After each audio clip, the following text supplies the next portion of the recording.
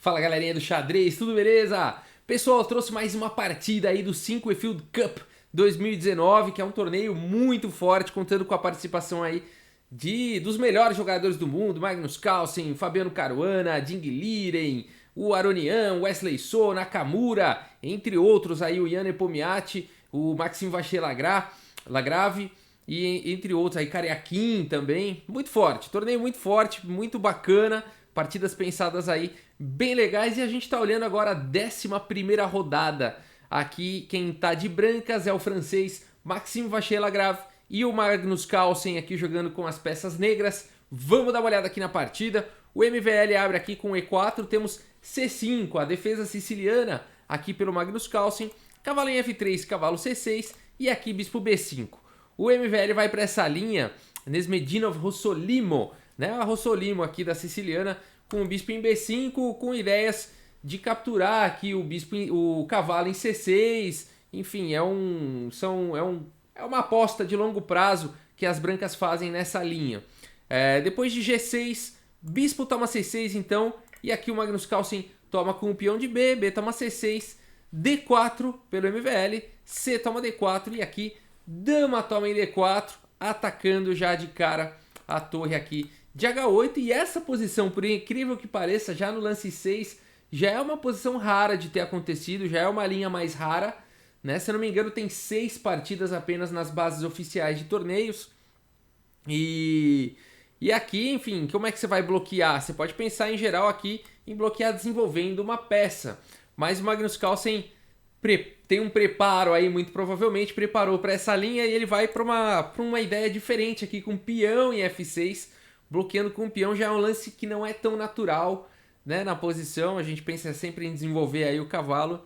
A partida continuou aqui com roque, D6 agora, e depois de C4, C5, veja que estrutura diferente de peões a gente tem aqui das negras.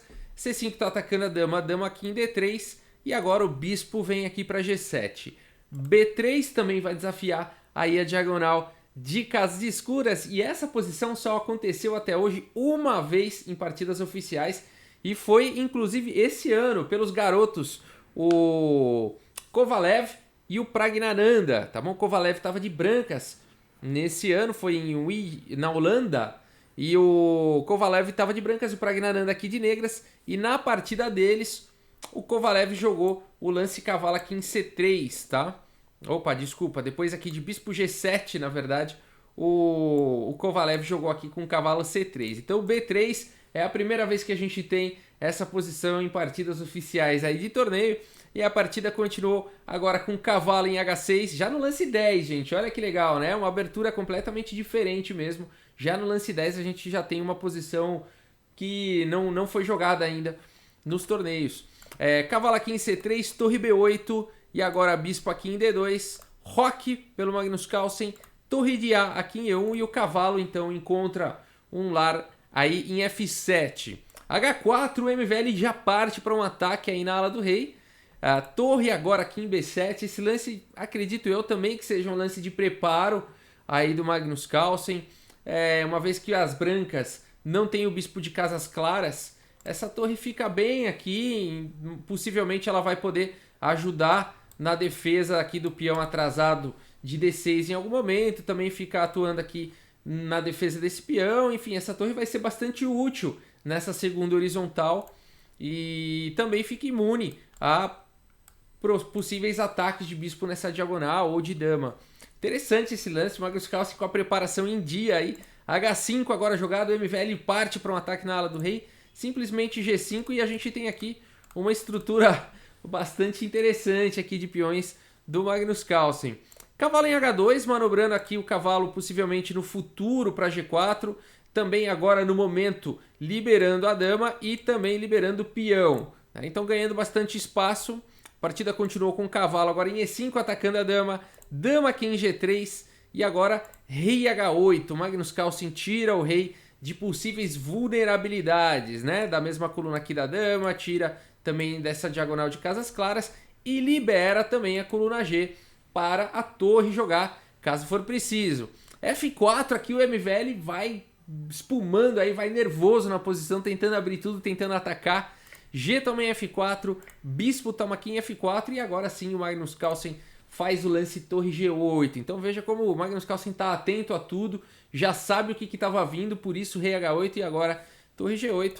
Torre E3, o MBL faz uma subida de torre, e essa subida de torre também adiciona uma proteção aqui em C3 e também no futuro pode sim querer levar a torre para casas de ataque, na coluna G ou H. A partida continuou com cavalo C6 e agora dama aqui em F2, tirando a dama da mesma coluna aqui da torre. E o Magnus Carlsen continua agora com F5. O Magnus Carlsen tem o par de bispos. E quando você tem o par de bispos, você deve tentar abrir a posição. Os bispos gostam de posições abertas, gostam das diagonais, gostam de posições sem impedimentos, né? Então F5 visando aí abrir a posição. Cavalo agora para F3 e esse lance aqui do MVL, cavalo em F3, ele não é o lance mais preciso da posição. Na verdade aqui, muito provavelmente E toma em F5 seria um lance mais preciso. E as pretas não têm grandes coisas aqui, depois de, por exemplo, o cavalo D4, melhorando a posição do cavalo. H6 atacando aí o bispo viria para F6. E depois de, por exemplo, o cavalo E4 atacando aí o bispo, cavalo toma em F5 e torre D3, a torre estava atacada, torre D3. Uma posição bem complicada, mas bem equilibrada, assim, com chances para os dois lados, nenhum problema sério, nenhum problema grave acontecendo na posição. Mas depois de cavalo aqui F3, que foi o lance jogado pelo MVL, o Magnus Carlsen começa a castigar imediatamente. Primeiro com o bispo toma C3 e depois aqui de torre toma C3 o lance E5. Então essa continuação aí do MVL permitiu, né, esse avanço aí, essa conquista de espaço pelo Magnus Carlsen. E esse bispo aqui fica com problemas na posição, né? Porque, enfim, se ele recuar, vier aqui para C1, por exemplo, ó, bispo aqui em C1, as pretas poderiam jogar um lance como F4 primeiro, né?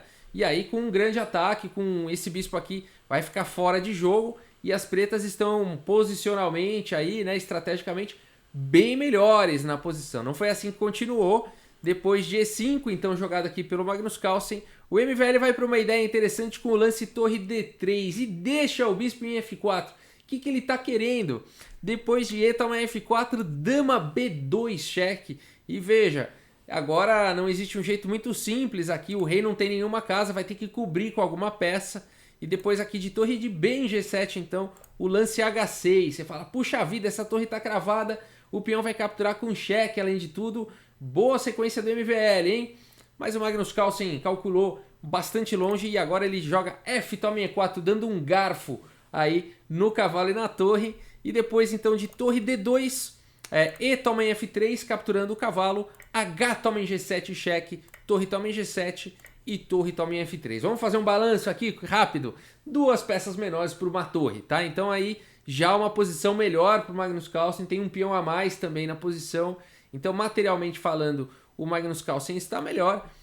Por enquanto tem que cuidar aqui da questão da torre cravada, dos possíveis ataques aqui a esse rei, de certa forma, não tão bem protegido. Então ele vai ter que cuidar disso primeiro para poder tentar levar essa partida para um final vantajoso e aí sim realizar a vantagem a questão aí da vantagem material, tá? Então vamos ver como continua aqui. Dama G5, agora a torre aqui de D em F2 fazendo pressão no peão de F4. Cavalo D4, atacando aí a torre, mas mais do que isso, bloqueando, né? Bloqueando aqui essa cravada aqui na longa diagonal, liberando a torre para poder jogar.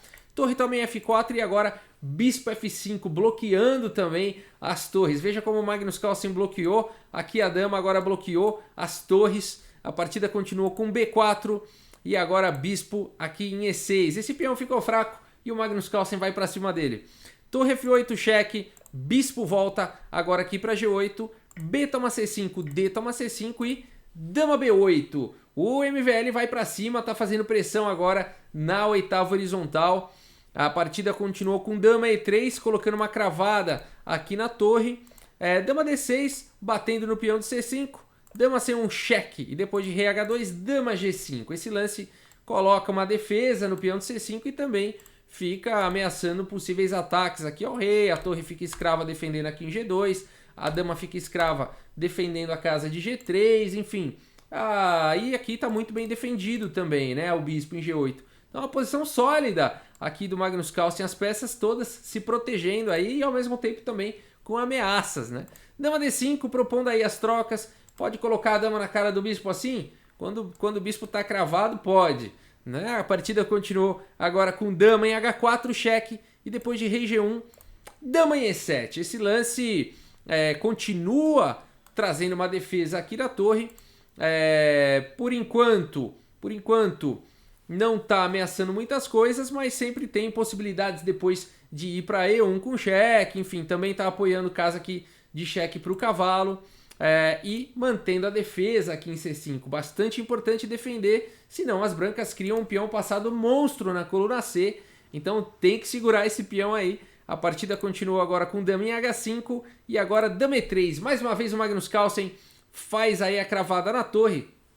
E aí você fala assim, puxa, mas agora ele deixou o peão importante aqui de C5, por que o MVL não captura? Ele não fez esse lance na partida, mas esse lance permitiria cavalo aqui em E2 com cheque, dando aqui um ataque descoberto na dama. Aqui é muita vantagem material e além disso, acho que, se eu não me engano, tem até sequência de checkmate numa posição como essa, depois vale a pena quem quiser fazer uma análise aí, mas pelo menos o ganho material aí pode ser grande, né? E então não foi assim que seguiu. Depois aqui de dama E3 pelo Magnus Carlsen, dama aqui em H4 pelo MVL. E agora o Magnus Carlsen continua aqui com o seu ataque com o lance cavalo em E2 dando cheque. E depois de rei H1, dama C1 cheque. A torre agora cobre aqui em F1. E essa posição é muito legal. Se você quiser dar pause nessa posição, pretas jogam. Como continuar, né? O Magnus Carlsen parece que está... mesmo tendo que se proteger todo aqui, criou uma fortalezinha e partiu pro ataque, né? Partiu aí pra trocação e vale a pena ver a sequência. Agora tentar acertar aí a sequência do Magnus Carlsen. E eu espero que você tenha acertado aí o lance cavalo aqui em G3. Olha só que lance poderoso aqui pelo Magnus Carlsen. Aqui as brancas não podem capturar o cavalo, não foi o lance jogado, porque se dama toma aqui o cavalo... você fala o seguinte, né? Mas aí tá caindo a dama. Não necessariamente, porque senão a dama do Magnus Carlsen tá caindo também. Aqui o lance correto seria primeiro dama toma em F1 com cheque, e aí depois de torre toma em F1, somente então torre toma aqui em G3, com vantagem material aí para as pretas, já um final vencedor. Legal, né? Espero que você tenha encontrado aí essa sequência com cavalo G3. Por isso que aqui o MVL continuou com rei G1, e agora, depois de dama E3, cheque, o MVL abandonou aí a partida, vitória do Magnus Carlsen. O que está acontecendo aqui, Rafael? Bom, a dama saiu do ataque aqui da torre, isso com cheque. A torre aqui em F1 continua atacada e as ameaças são muitas, né? Por exemplo, Rafael, mas aí dá para cobrir esse cheque aqui com a torre, salva a torre e tá tudo certo. Na verdade aqui, depois de dama em E1 com cheque, as brancas estão lascadas, né? Porque se vier rei H2, terá dama em H1 com checkmate. A torre está protegendo aqui o cavalo, não dá para o rei escapar para lá, checkmate. E se a torre cobrir aqui? Bom, aí existe uma sequência de checkmate em 2 lances. Se você também quiser, a título de exercício, encontrar o mate em 2 aqui nessa posição, sequência forçada de checkmate em 2 lances. E eu espero que você tenha encontrado também o arremate aqui de cavalo E2 com cheque, e aí o rei tanto faz para onde ele vier, para H1 ou para H2, a dama vai tomar em H4 com checkmate, né? Então não tem saída mesmo depois de dama E3 cheque, não tem o que fazer, vitória forçada aqui do Magnus Carlsen, né? O que mais seguraria mais tempo para não levar checkmate direto seria rei H2, mas aí cavalo toma aqui em F1 com cheque, né? E aí depois de torre toma em F1, poderia continuar. Bom, aqui vários lances são bons, né? Pode simplesmente tomar aqui em C4 e aí esse peão passado aqui vai fazer toda a diferença, né? Pode jogar também dama E2, enfim, vários lances são bons aqui, já fica mais fácil de jogar aqui para as pretas, né? Com um bispo a mais, né? Um peão aqui caindo. Rafael, não dá para tomar aqui porque a dama está protegendo. Na verdade dá, até porque esse bispo toma C4. Dama não pode tomar em C4 por dama G3 cheque, né? E aí depois de rei G1, dama toma aqui em G2 com checkmate. Então poderia tomar em C4, sim, sem problemas, né? Com uma vantagem aí muito grande para as negras.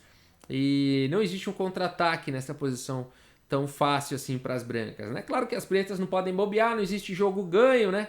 Você tem que levar ele até o final, mas o seu adversário, no caso aqui o MVL, acabou abandonando aí a partida, não querendo jogar mais não, né? Aqui os dois estavam com muito tempo no relógio, o Magnus Carlsen, se não me engano, com meia hora e o MVL com 1 hora e 10 minutos, alguma coisa assim. Com bastante tempo o MVL, tava com bastante tempo aí no relógio. Mas com isso, o que aconteceu no torneio, Rafael? Essa 11ª rodada foi a última rodada, né? Quem que ganhou aí o torneio? Vamos lá. Ontem, se a gente lembrar, quem estava em primeiro lugar era o Ding Liren. Ele estava com 6 pontos. Ele estava com 6 pontos e o Magnus Carlsen estava com 5,5 pontos. Com o empate de hoje do Ding Liren, ele foi para 6,5 pontos. E a vitória do Magnus Carlsen, ele também foi para 6,5 pontos, o que era improvável aconteceu, né? O Ding Liren não venceu, ele empatou e o Magnus Carlsen ainda venceu. Então ele conseguiu correr aí e empatou. E agora, Rafael, o que acontece? Agora a gente vai ter então tie breaks, tá? Então partidas de tie break para desempatar esse resultado.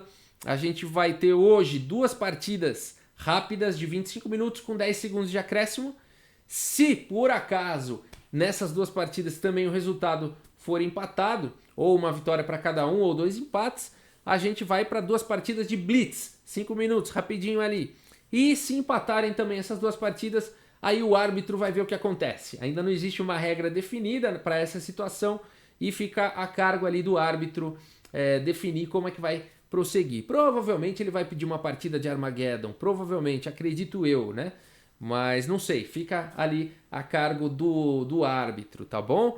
Então vamos ver o que vai acontecer aí, esse desfecho da Sinquefield Cup 2019. É isso, pessoal, muito obrigado pela audiência, um grande abraço aí para todos vocês e até a próxima, pessoal, valeu!